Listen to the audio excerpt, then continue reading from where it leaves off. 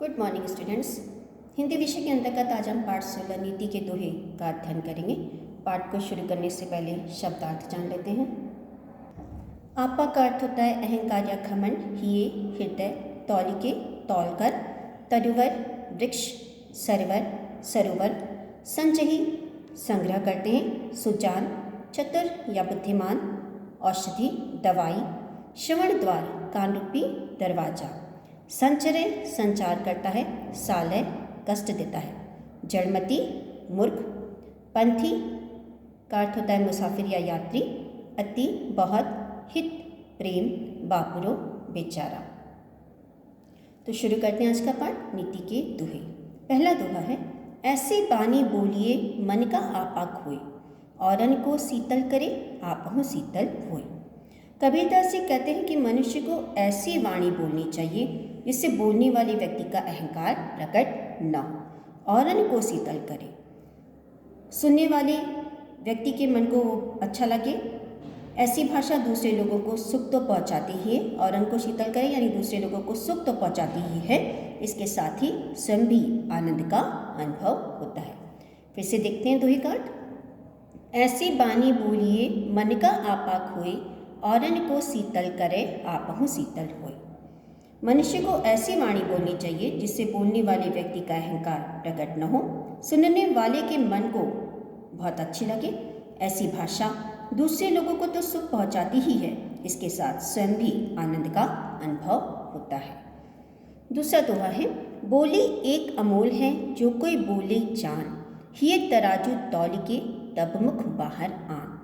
हिये का अर्थ होता है हृदय, तौलिके माने तौल कर। दोहे का अर्थ है, जो व्यक्ति अच्छी वाणी बोलता है वही जानता है कि वाणी क्या है, अनमोल रत्न है। इसलिए हृदय रूपी तराजू में, ये तराजू तौलकर हृदय रूपी तराजू में शब्दों को तौलकर ही मुख से बाहर आने दें। अगला दोहा है, तरुवर फल नहीं खात है, सरवर पियत न पान, कही रहीम पर काज हित, संपत्ति संचही सुजान। तरुवर का अर्थ है वृक्ष या पेड़। पेड़ अपना फल स्वयं नहीं खाते हैं, तरुवर फल नहीं खाते हैं, पेड़ अपना फल स्वयं नहीं खाते हैं। सरोवर पियत न पान, सरोवर अपना पानी स्वयं नहीं पीते हैं। कही रहीम पर काजित, संपत्ति संचही सुजान। उसी प्रकार सुजान माने जो सज्जन व्यक्ति होते हैं वो दूसरों के हित के लिए, पर काजित दूसरों के हित के लिए संपत्ति का संचय करते हैं। एक बार फिर से देखते हैं, तरुवर फल नहीं खात है, सरवर पियत न पान, कही रहीम पर काजित, संपत्ति संचही सुजान। पेड़ अपना फल स्वयं नहीं खाते हैं, सरोवर अपना पानी स्वयं नहीं पीते हैं। उसी प्रकार सज्जन व्यक्ति दूसरों के हित के लिए संपत्ति का संचय करते हैं। मधुर वचन है औषधि, कटुक वचन है तीर, श्रवण द्वार से संचरय सालय सकल शरीर। मधुर वचन है औषधि, मीठी वाणी औषधि अर्थात दवा के समान होती है, और कड़वी जो वाणी होती है वो तीर के समान चुभती है, अर्थात मीठी बोली उस दवा की तरह है जो रोग का निदान करती है, और कड़वे वचन तीर की तरह होते हैं जो हमारे मन को दुखी करते हैं। श्रवण द्वार से संचरे साले सकल शरीर। कबीरदास जी कहते हैं कि हमारे द्वारा बोले गए शब्द कान रूपी द्वार से शरीर में प्रवेश करके पूरे शरीर को, साले माने सकल, पूरे शरीर को प्रभावित करते हैं, इसलिए वाणी में मधुरता आवश्यक है। अगला दोहा है,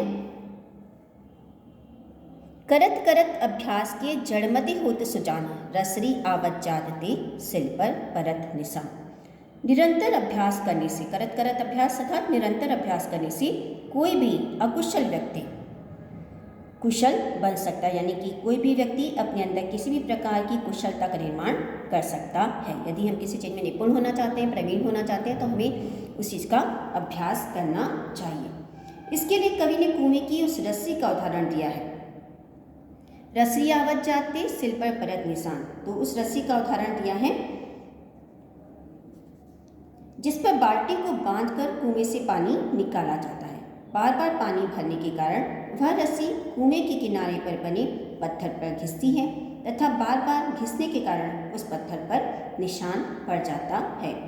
क्योंकि पानी भरने की ये प्रक्रिया बार बार दोहराई जाती है, इसलिए रस्सी से पत्थर पर निशान पड़ जाता है।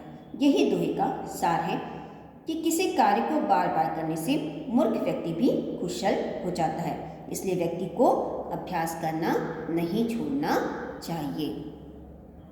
अगला दोहा है, बड़ा हुआ तो क्या हुआ जैसे पेड़ खजूर, पंथी को छाया नहीं फल लागे अति दूर।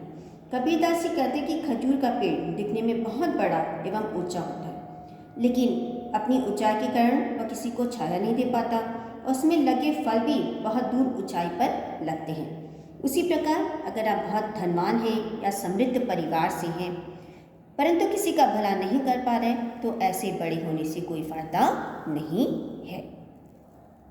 अगला दोहा है, रहीमन देखी बड़ेन को लघु न दीजे डारी, जहाँ काम आवे सुई कहाँ करे तलवारी। रहीमदास जी कहते हैं कि बड़ी या महंगी वस्तु को देखकर या बड़ी या महंगी वस्तु के हमारे हाथ में आ जाने पर छोटी या सस्ती वस्तु का मूल्य कम नहीं हो जाता है। जहाँ काम आवे सुई कहाँ करे तलवार, इसके लिए वे सुई और तलवार का उदाहरण देते हैं कि जहाँ सुई काम आती है वहाँ पे तलवार काम नहीं आती है। सुई तो छोटी सी होती है और कपड़े सिलने के काम आती है, तो कपड़े सिलने के काम तलवार तो नहीं आ सकती है। तो हर वस्तु का अपना अलग अलग महत्व है, इसलिए हमें बड़ी या महंगी वस्तु मिलने पर छोटी या सस्ती वस्तु की अपेक्षा नहीं करनी चाहिए। सबका अपना महत्व होता है। अगला दोहा है, जे गरीब पर हित करे ते रहीम बड़ लोग, कहाँ सुदामा बापरो कृष्ण मिताई जो। इस दोहे के माध्यम से रहीमदास जी ने अमीर होने के वास्तविक अर्थ को बताया है। उनके अनुसार जो गरीब के हित में कार्य करता है, उसका हित करता है, वही बड़ा है, धनवान है। जैसे श्री कृष्ण की मित्रता गरीब सुदामा के लिए संयोग था। कहाँ श्री कृष्ण और कहाँ बेचारे गरीब सुदामा, पर श्री कृष्ण ने अपनी मित्रता निभाई। तो जो व्यक्ति धनी होने पर भी गरीब के हित में कार्य करता है, वही वास्तव में बड़ा होता है और धनवान होता है।